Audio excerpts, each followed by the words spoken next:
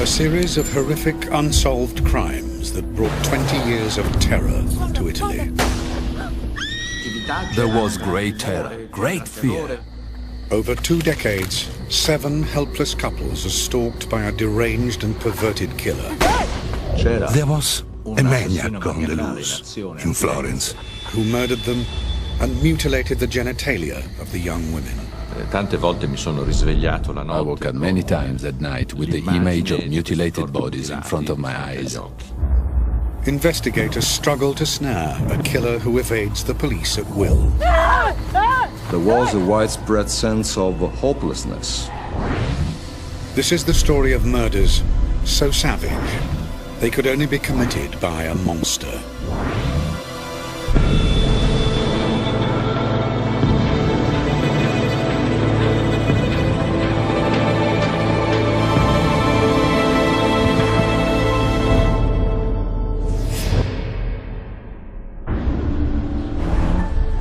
Florence, one of the most romantic cities in the world. But in the 1980s, Italy is a deeply religious country, where premarital sex is frowned upon.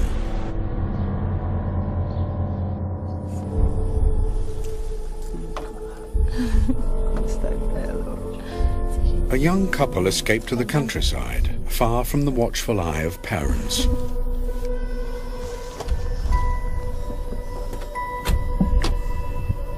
The isolation this couple seek will turn out to be anything but romantic.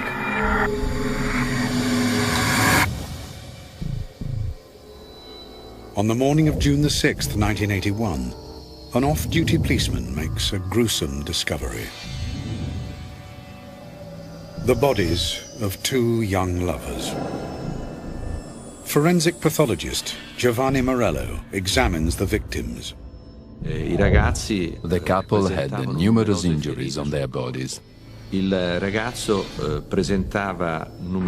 number of gunshot wounds and a number of knife wounds. Journalist Mario Spezzi is one of the first people on the crime scene. I saw the guy in the car. He seemed like he was sleeping because he had his head resting on the side window. And the only things that showed that something had happened was the pale face, the broken glass, and a small black mark on his head.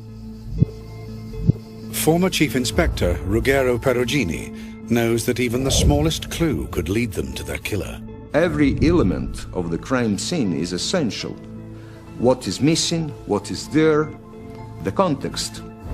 The details are essential. Investigators piece together the victim's final evening. 21-year-old Carmela Di Nuccio and her 30-year-old boyfriend Giovanni Foggi had spent the evening at the local disco before driving up into the hills for a lover's tryst.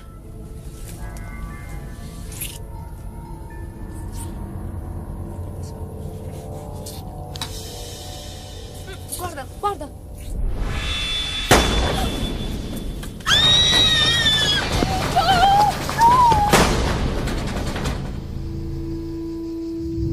Not only have the couple been brutally executed, the killer has violated the female victim in a sinister and sickening way. We were perplexed by the fury of the attack, especially the violence inflicted on the girl. She had her pubic area cut out.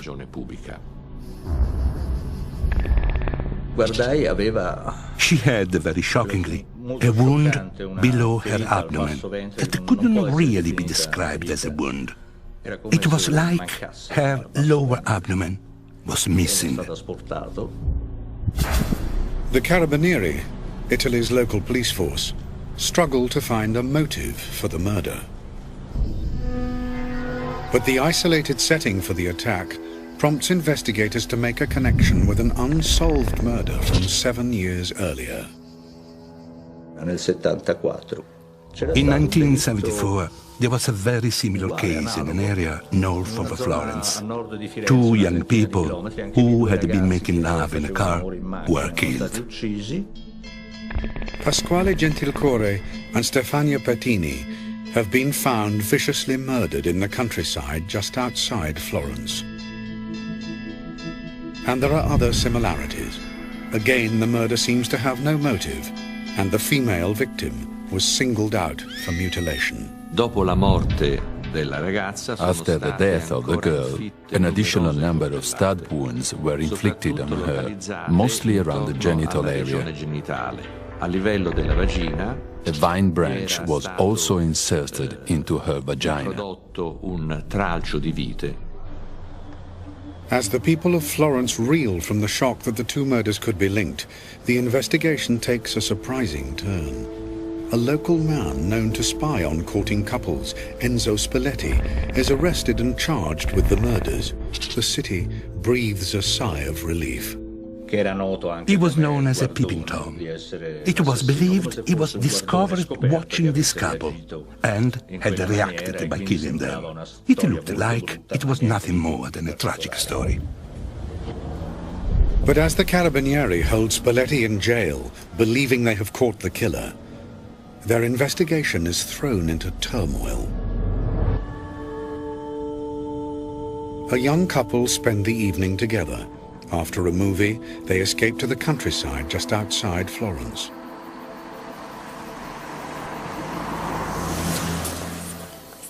But they are not alone.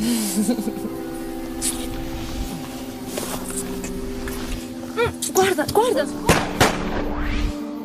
The attack is alarmingly similar to the earlier murders. They're both shot, and the female victim is dragged from the car to be violated. They are identified as 26-year-old Stefano Baldi and his 24-year-old fiancée, Susanna Cambi. They were due to be married in a few months' time. You could not help but notice the beauty of the girl, of her face, and at the same time the mutilation was terrible, worse than the earlier ones. It's painfully clear to investigators that they have arrested the wrong man. Spalletti is released without charge. It's a huge setback. But the Carabinieri find crucial evidence at the crime scene. Bullet casings, similar to ones found at the two previous attacks. Forensics run ballistic tests and make a crucial discovery. Francesco Donato is head of the Forensic Science Lab for the Tuscan police. All the bullet cases on the crime scenes could be traced back to 22 caliber cartridges. Hence, all the crime scenes were connected to the same type of ammunition. The same type of weapon has been used in all three of the murders. It was at this time, after the third murder, that they realized the existence of a serial killer. And police realize that there can only be one killer. Such is the singular brutality and the signature genital mutilation. He wanted to make it clear that the perpetrator was him and no one else. There was a maniac on the loose, and panic spread through Florence. The question on everyone's lips is not, will the killer strike again, but when?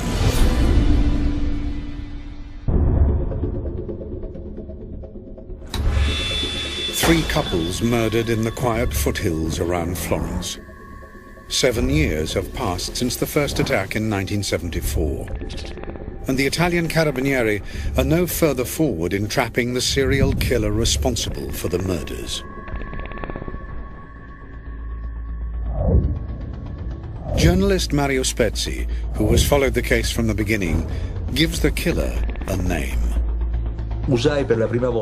I used the term the monster of Florence to create a parallel with other historic crimes, such as the monster of Düsseldorf and the monster of Boston.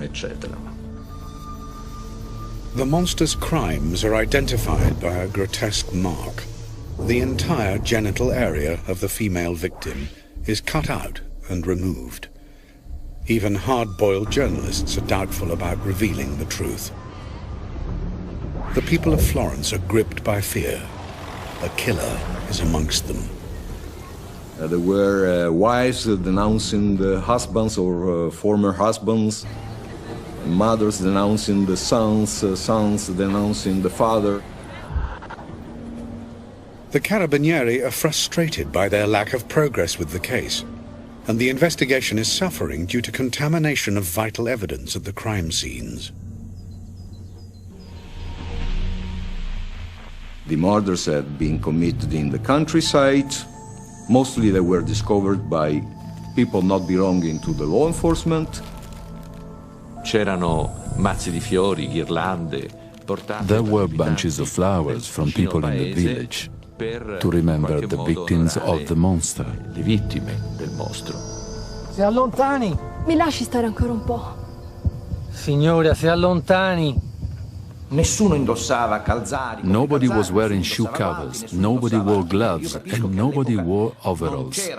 That time there were not the precautions at the crime scene that today are considered standard. Forensic science is still in its infancy in the 1980s, but investigators are starting to build a picture of how the monster operates.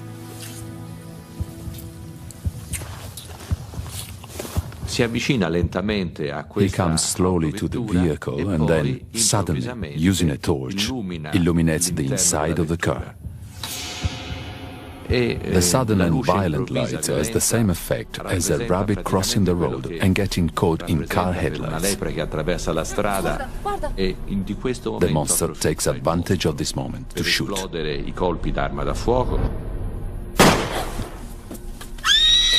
One of the elements which characterized the crime scene was that he killed the man first, and then he dragged the bodies of the female victims far from their fiancés, sort of stressing his possession over the female victim.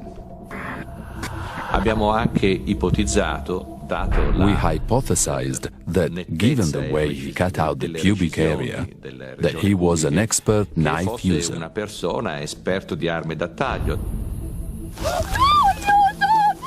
A surgeon, a gynecologist maybe. A person who used certain blades as part of his job. Strumenti taglietti. Non avevamo idea del perché uccidesse. But we had no idea why he killed or why he removed these pieces of the female victim. To progress, investigators need to get inside the mind of the monster. But time is against them, and the killer is free to strike again.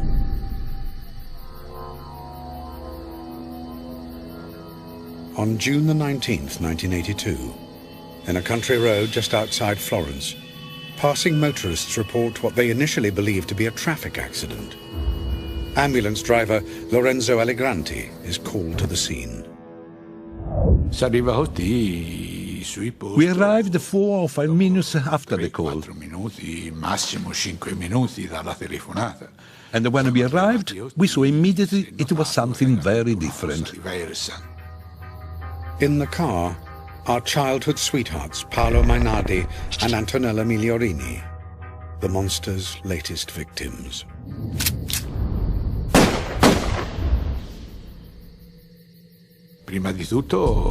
First of all, I saw Antonella. I realized there was nothing to be done for her. She was already dead. The other victim was lying on the back seat. Nella poltroncina di dietro. È ancora vivo! 22-year-old Paolo Mainardi has survived the attack. Si vuole fare alla svelta per vedere se si arrivava a salvare questo ragazzo. I wanted to be very fast to see if we could save the guy, in the hope that he would lead us to the monster. This time, the victims saw their attacker approaching. The guy started the car and tried to escape by putting the car into reverse. However, the car got stuck with the back wheels in the gutter. E rimase lì incastrato. The murderer showed a cool reaction because he shot out the headlamps and then shot the guy. But his attack does not go to plan. È vicino a un paese. He was close to the village and afraid of being caught, so he didn't mutilate the victim but left the scene. Ma se ne va via. In his panic to escape, the monster has failed to realize that Paolo is still alive. It's the first time the killer has made a mistake. Investigators are desperately hoping that the critically injured Mainardi will survive and help them solve the case.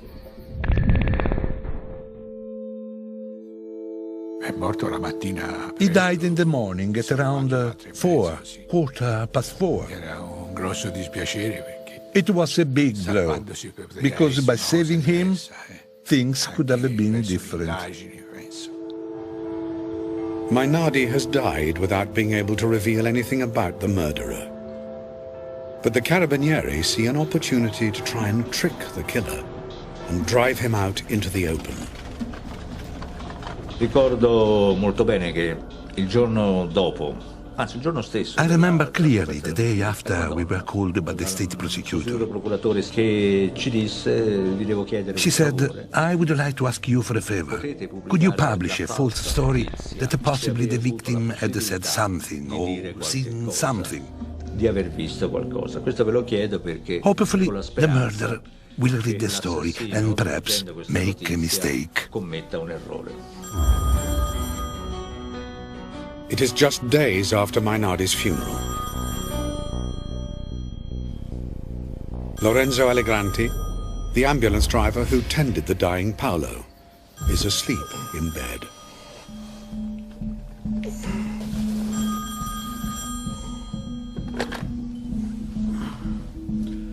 Pronto? Pronto? Mainardi, che cosa ha detto? Pronto, chi parla? Chi è? Chi parla? He said, the monster of Florence.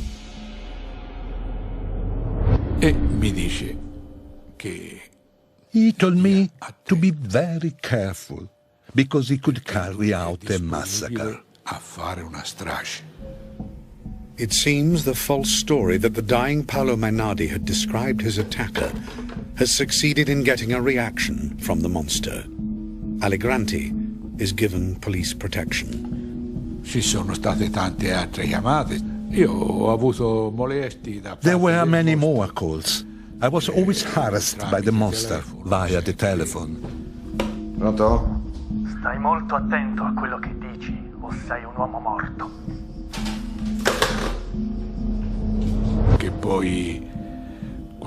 Once he told me to be careful about my family. But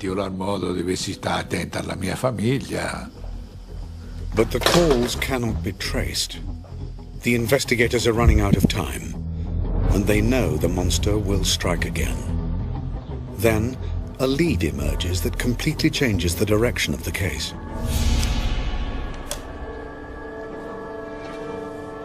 It comes in the form of an anonymous letter.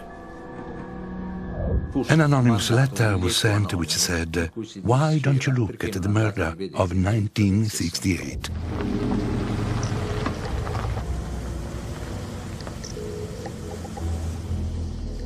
"14 years earlier, just outside Florence, a couple were shot dead in their car in an isolated spot.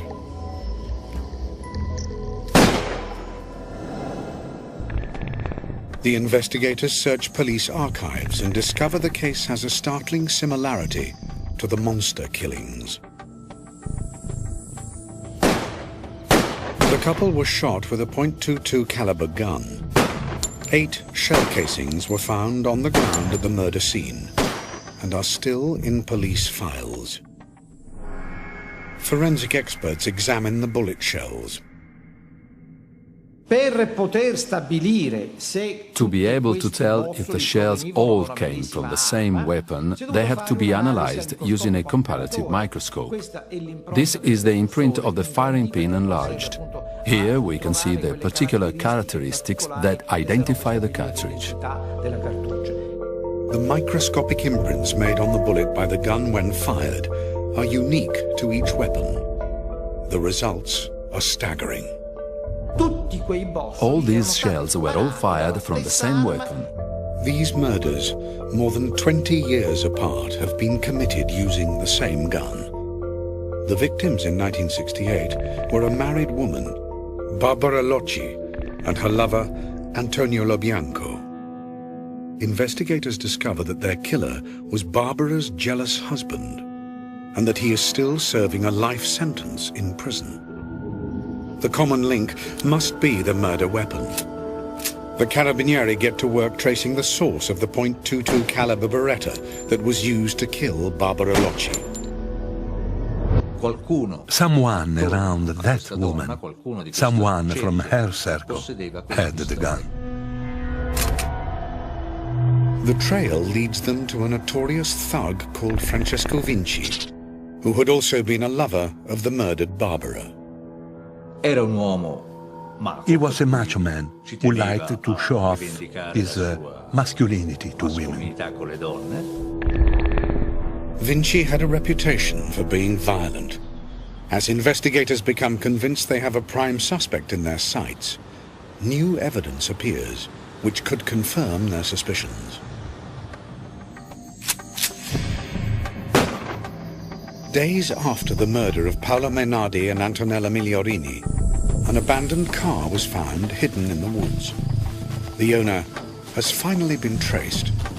The car belongs to Francesco Vinci. The race is on to construct a case against Vinci. But as the Carabinieri hold their prime suspect in custody, their investigation is once more thrown off track.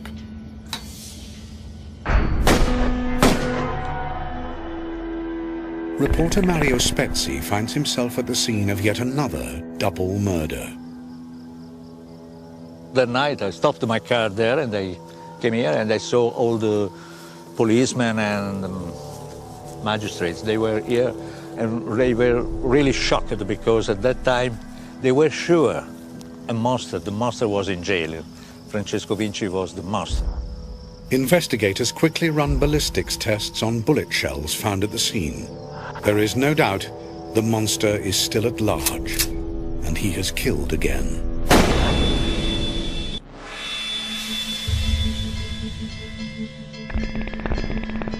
Eight young men and women have been slaughtered in the Italian countryside.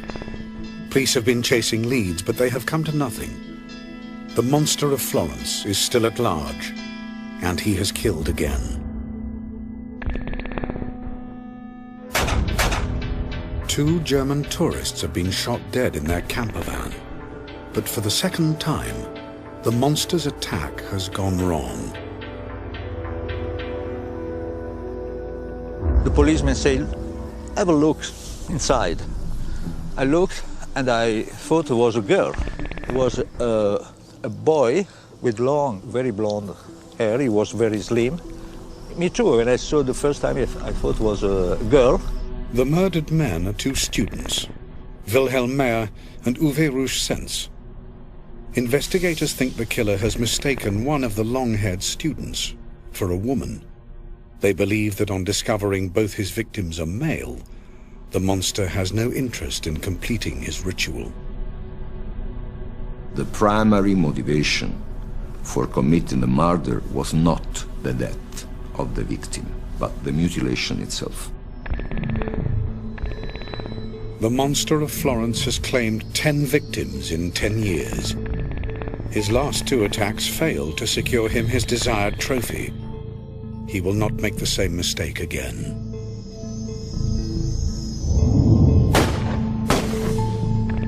"19-year-old Pio Rontini and 21-year-old Claudio Stefanacci are engaged.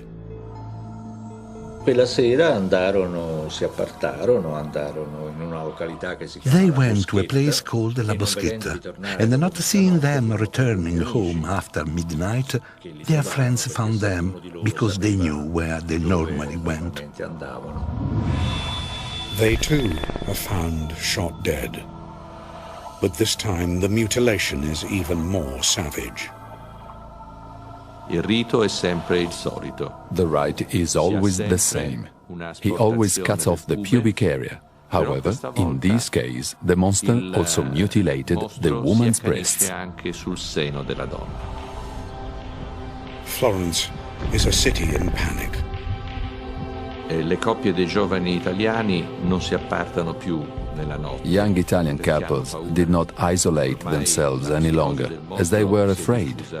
In all the shops, in all the bars, there were posters encouraging young people not to go to remote areas, not to isolate themselves, because it was dangerous. Perché è pericoloso.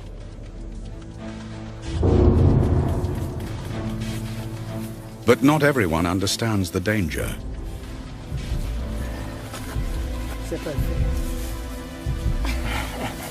In September 1985, French tourists Nadine Moriot and Jean-Michel Krabishvili are in Tuscany on holiday. They camped in the woods around Scopeti. Salut.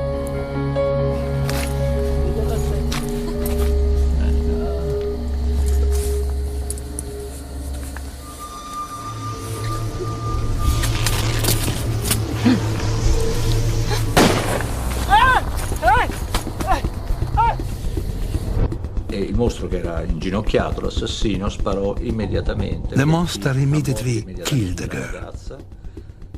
The guy was only hit in his hand and managed to get out of the tent and tried to escape. However, he took the wrong turning. If he had run in the opposite direction, he would have got to the main road.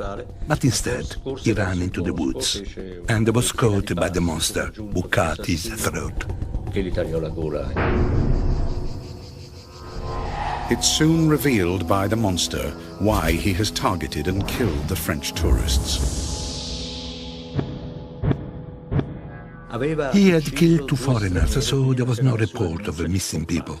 Then he sent an anonymous letter to the state prosecutor. Inside this letter was a piece of the victim's breast that had been cut off. The contents of the letter appear to be part of a sick game the monster wants to play with investigators. He wanted the office of the prosecutor to receive this letter without knowing that the murder had been committed, and they would now have to look for the victims. Fortunately, the killer's intentions fail. Luckily, a person hunting mushrooms found the bodies a few hours before the arrival of the letter. With the murder toll now at 14, the people of Florence are losing patience. They are angry, scared, and frustrated with an investigation that has failed to trap the killer. Public opinion was very agitated. The police and the courts were under immense pressure. Era diventato ormai il punto nero per tutta l'Italia e credo anche It had become the black spot of Italy. An episode like this has never happened before in the criminal history of Italy. With the public demanding action, the case is transferred to the Polizia, Italy's national police force. Chief Inspector Ruggero Perugini heads up the investigation. There was a widespread sense of hopelessness. Most of the leads had been explored. Perugini, an admirer of the FBI, is determined to get results. We decided, let's approach the investigation with a new start. Okay, just sticking to the facts.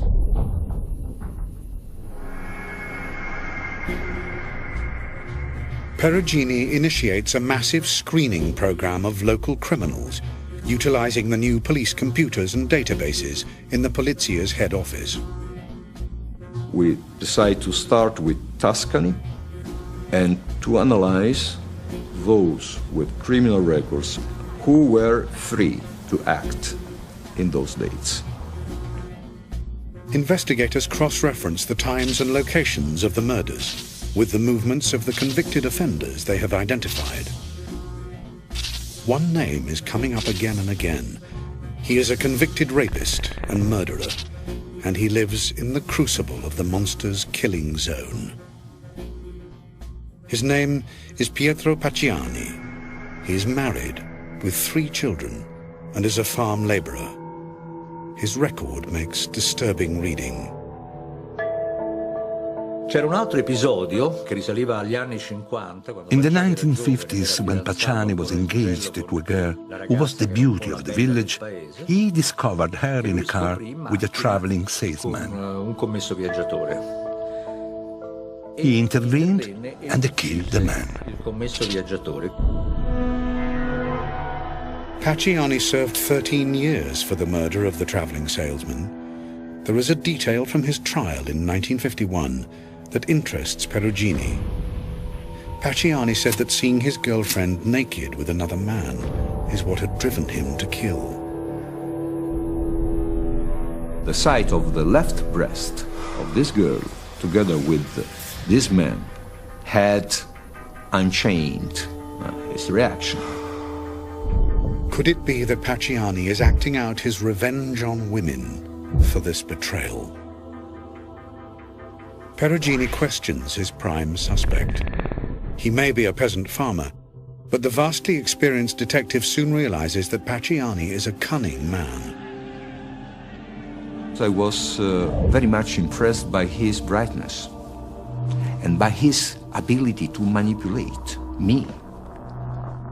I came out from that first contact with the impression that Pacciani could pretty much fit with the profile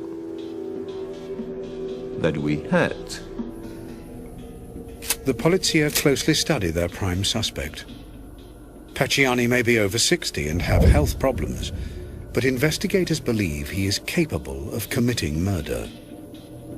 Monitoring his behavior, we noticed that this problem didn't prevent him doing things that were not normally compatible with this kind of illness, such as carrying a big trunk of a tree uphill. And we discovered he was a man of a great strength, not tall, but extremely strong. Perugini is convinced he's closing in on the monster, but he needs evidence to build a case against Pacciani. The Polizia embark on a series of rigorous searches at Pacciani's house. It is the longest search ever conducted, 11 days and nights, during which we of the squad hardly slept. The Polizia's perseverance pays off. They find an artist's notebook that could link Pacciani to one of the murders.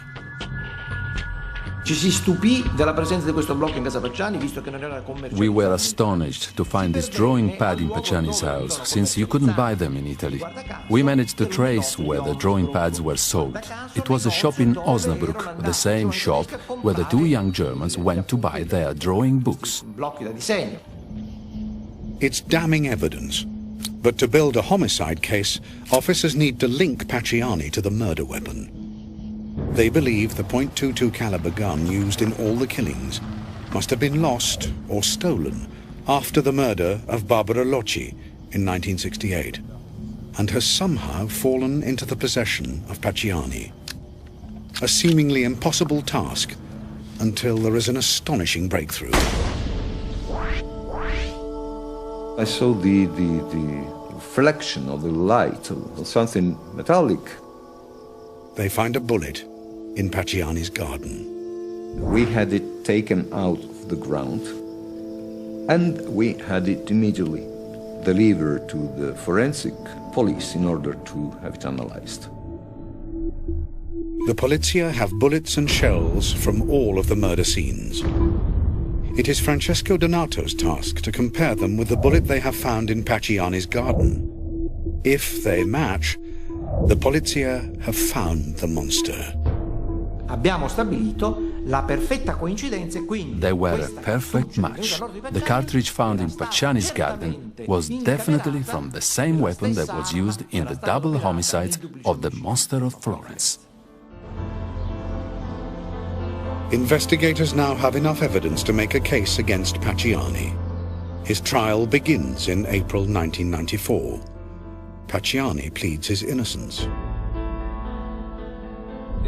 On the 1st of November 1994, the verdict is announced. Di nome il popolo italiano, la Corte d'Assise di primo grado di Firenze, sezione prima, dichiara Pacciani Pietro colpevole dei delitti a lui ascritti e lo condanna alla pena dell'ergastolo con isolamento diurno per la durata di anni 3. Amidst chaotic scenes, Pietro Pacciani leaves the courtroom to begin his life sentence in Soliciano prison. But is Florence now free of the monster?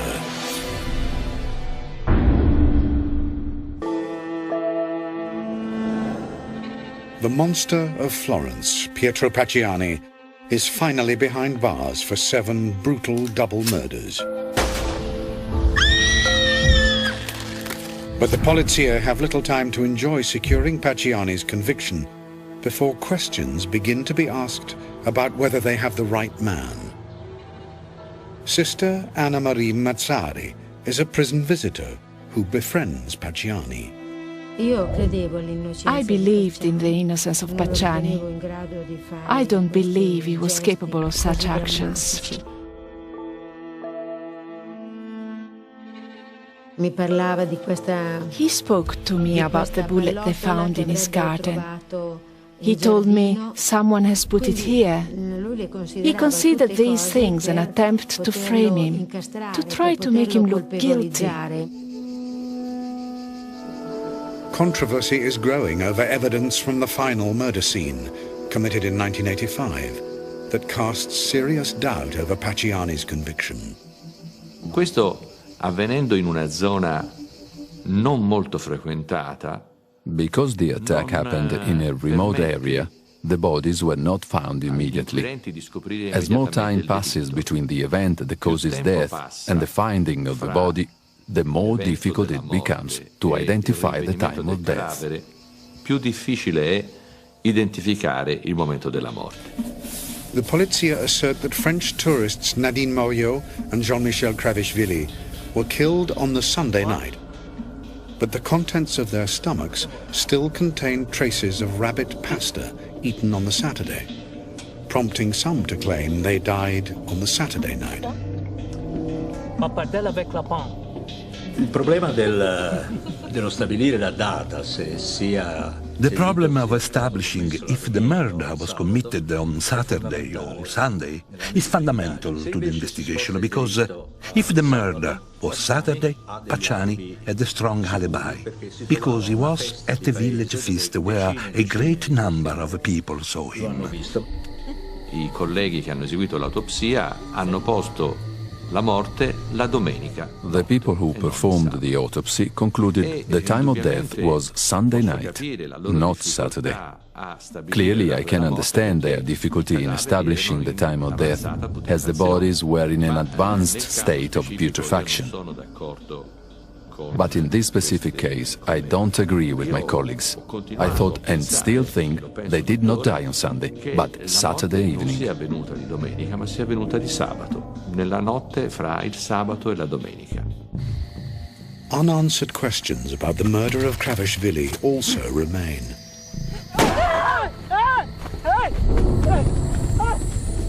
Pacciani era un uomo di più di 60 anni. Pacciani was a man of more than 60 years old.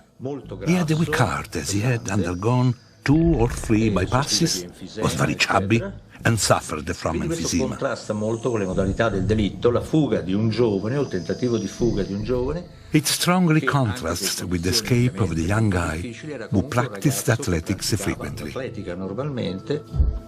With so many elements of the case being called into question, Pacciani successfully appeals his conviction. but investigators remain convinced of Pacciani's guilt. One can question everything and not believe anything. The point of fact is that from the day of Pacciani's sentence, the monster did not eat again. The Polizia are determined not to accept defeat.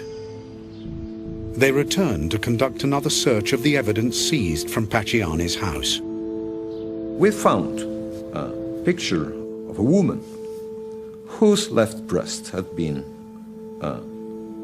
outlined by a trait of pen this time, and whose vagina had been outlined. Investigators get to work securing new evidence to prove Pacciani's guilt beyond doubt. But then, the investigation takes a totally unexpected twist. The Polizia find evidence that Pacciani was not acting alone. Two of his friends, Mario Vanni, a retired postman, and vagrant Giancarlo Lotti, confess to helping Pacciani commit the murders. Quando questi hanno reso I loro racconti, they confessed to having taken part, accusandosi di aver partecipato, di essere stati presenti alla scena del crimine, e le dichiarazioni. And their statements were credible because they were consistent with the crime scenes. Erano conseguenziali alla scena del crimine. Both men are found guilty of 4 of the double murders. Vanni gets life, and Lotti, who has cooperated with the police, a reduced sentence of 26 years. The Polizia believe that Pacciani convinced his 2 friends to join him in the murders. Pacciani was a very strong personality. I wouldn't exclude that as he manipulated most of those who were surrounding him, he could have manipulated also other people. Investigators are determined to get Pacciani back behind bars, and the conviction of Lotti and Vanni mean they can retry him. This time, they are certain they will prove conclusively that Pacciani was the leader of a group of cold-blooded murderers. But days before Pacciani's retrial, he is found dead in his home. Mi recai al domicilio di Pacciani stesso. I went into the house and found Pacciani on the ground. His body was taken to the forensic lab, and I did the autopsy, which gave clear results. Pacciani suffered from severe heart problems. It was an exhausted heart. For some, the death of Pietro Pacciani leaves the case unresolved and questions unanswered. I don't think we will ever know who the monster of Florence was. Once the investigation led us to Pacciani, there weren't any more victims. Hence, the monster didn't hit again. Hence, the investigation made sense. I am absolutely convinced that Pacciani was guilty. 100% convinced. One of the biggest questions remaining is why the murders were committed. In 2007, a new suspect, Francesco Calamandrei, a chemist, was accused of being part of a satanic circle that commissioned the monster killings to obtain body parts for ritualistic sacrifices. But Calamandrei was acquitted. Only one thing is certain. The monster of Florence still casts a shadow over Tuscany. The horrors linger in the minds of the investigators who worked on this distressing case. La violenza perpetrata su queste povere donne. The violence done to those poor women. Violence I had nightmares about. I woke up many times a night with the image of mutilated bodies in front of my eyes. They are not things that you could easily forget.